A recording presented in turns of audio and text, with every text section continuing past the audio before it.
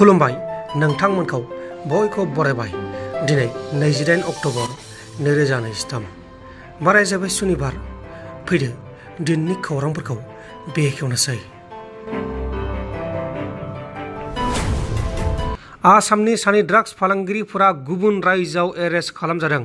तामिलनाडु रायजोनि सिङाव थानाय नारासीपुरामाव 22 लाख रांनि ड्राग्सजों लोगोसे जाथायाव लोब्बा थानाय सानै आसामनि ड्राग्स फालांगिरिफोरा पुलिसजों एरेस्ट खालामजादों। हमजानाय सानै ड्राग्स फालांगिरिफोरनि मुङा जाबाय फारिदुल इस्लाम 32 बोसोर बैसोनि आरो खुदेर शाह खातुन 35 बोसोर बैसोनि। गुरुग्रामाव सासे 40 बोसोर बैसोनि सुबुंखौ गाज्रि भिडिअ बानायनायनि जाहोनाव बानायजाग्रा सुबुङा गोबुवाथियारजों दांख्लाब सुख्लाब खालामनानै इनाय बुथारदों आरो बुथारखांनानै दायनिगिरिया खारखोमा लांदोंमोन। बुथारजानाय सुबुंनि मुङा जाबाय ताउकिर आलम आरो बुथारग्रा दायनिगिरिनि मुङा जाबाय उदार खान। उनाव पुलिसा अपारेशन खालामनानै उदार खानखौ एरेस्ट खालामदों आरो बे जाथाया गुरुग्रामनि सिङाव थानाय चक्रपुर गामियाव जादोंमोन। ताउकिर आलमआ उदार खाननि गाज्रि भिडिअ बानायदोंमोन, बेहायनो बे जाथाया जादों। क'क्राझार डिस्ट्रिक्टनि सिङाव थानाय टिपकाइ ओनसोलाव NLFBनि हमजानाय सुजित मारागा थांनाय बावैसो सान सिगां NLFB आफादनिफ्राय सारेन्डार जानायमोन आरो बियो सारेन्डार जानाय NLFB आफादनिसो होननानै NLFB आफादनिफ्राय फोरमायदों। बर' हारिनि गुबै धोरोमा बाथौ धोरोम नङा होननानै सासे बर' खृष्टान कार्टुन इउटुबारा बुंदोंमोन आरो बुंनायनि सायाव आरो लाजि फोनांनायनि सायाव बाथौ गौथुमा गोख्रों बिजाथि फोरमायदों। कार्टुन चेनेलाव जा मोनसे बाथौखौ लानानै जाबायदि मोनसे भिडिअ खालामगासिनो दङ आरो बेनो जाहैबाय बाथौआ बर'नि गुदि धोरोम नङा, बेबायदि बाथ्रा बे चेनेलाव नुनाय जादों। आरो बे चेनेलनि थ्रुयै बिथांमोना गोबां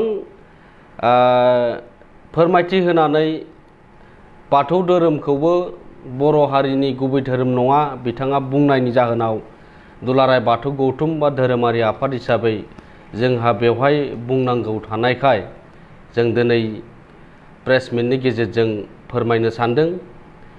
बिथांमोना खृष्टान धोरोमखौ लानानै जेरैबायदिहाय फोरमायथि होलांदों बेयाव जोंहा जेबो बुंनांगौ गैया, नाथाय जोंहा बुंनांगौ थायोब्ला बेनो जाहैबाय बाथौआ बर'नि गुदि धोरोम नङा होनना बुंनायाव जों बर' माहारि हिसाबै बेवहाय जों गोबां बुंनांगौ थायोब्ला आरो बिथाङा जा बर' खृष्टान कार्टुन चेनेल खुलिनानै बाथौ धोरोमनि सायाव बर'नि गुबै धोरोमनि सायाव जाबायदि फोरमायथि होलांदों, डेफिनेसन होलांदों, बेयाव जोङो गौथुम हिसाबै जों गोबां बेवहाय दुखु मोनदों।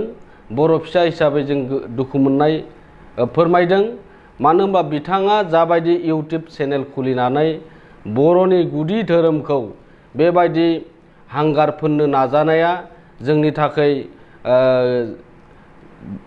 जोबोरैनो दुखुनांथाव जादों। मानो होनबा जों बर' फिसा हिसाबै जों गासैबो मिथिगौ बर'नि गुबै धोरोमा मा होननानै बुङोब्ला दिनै बर' रायजो राजाफोरनि खुगायावनो बेयो ओंखारो, बर'नि गुबै धोरोमानो जाबाय बाथौ धोरोम। दा खृष्टानखौ लानानै गोबां बाथ्रा बुंदों, जों बेवहाय मोनसेबो बाथ्रा जों बुंनो सानाखै। मानो होनोब्ला दिनै जोङो धोरोमारि आफाद हिसाबै बा मोनसे धोरोमा मोनसे हारिनि थाखाय गियाननि न'खर बायदियै बेबायदि मोनसे हारिमुखौ फोथांना लाखियो, राव थुनलाइ आसार खान्थि बे गासैखौबो मोनसे मोनफा मोनफा हारिया फोथांनानै लाखियो। थिग बेबायदिनो बर' माहारिनि गेजेरावबो जों गोजामसिन गुदिसिन धोरोम होननानै बुङोब्ला जों बाथौ धोरोमखौनो बर' माहारिया जों बजबनानै लाबोदों गोदोनिफ्रायनो।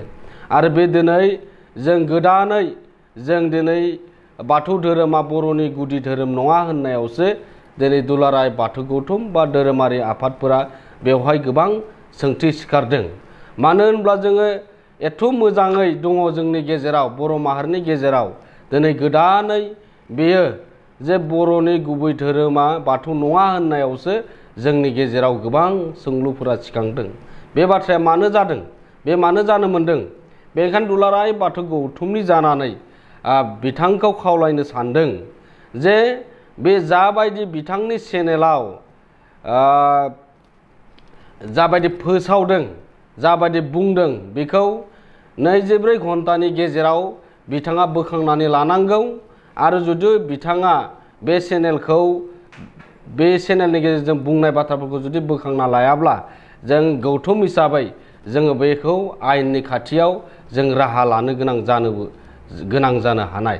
बेनिखायनो बिथाङा दिनै धोरोमारि आफाद हिसाबै बिथांखौ खावलायदों आरो बिथाङा जोंनि खावलायनाय लेखा गासै जाबायदि मोनसेल' बाथ्रा बुङाखै बेवहाय गोबां बिथांनि चेनेलाव नायोब्लानो खालि बाथौ आरो ख्रिस्टाननि जाबायदि बाथ्राफोरा ओंखारनाय नुदों।